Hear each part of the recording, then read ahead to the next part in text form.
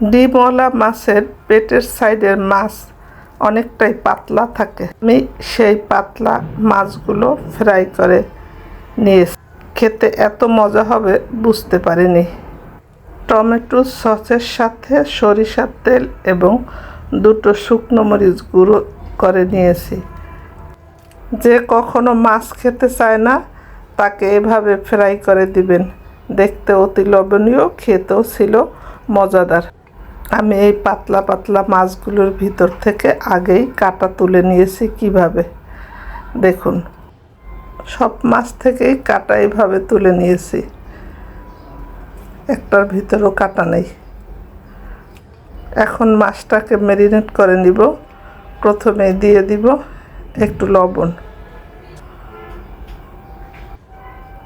তারপর দেব ধনেপাতার সস। কাঁচামরিচ ধনেপাতা দিয়ে সস তৈরি করেছি আমি, সেটা দিয়েছি 2 চামচ। ভালো করে মেখে নেব।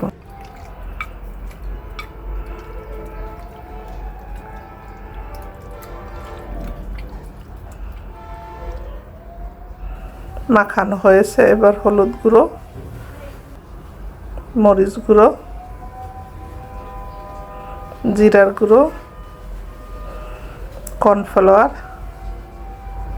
2 চামচ, চালের গুঁড়ো 2 চামচ, রসুন বাটা, আদা বাটা, বেসন 2 চামচ,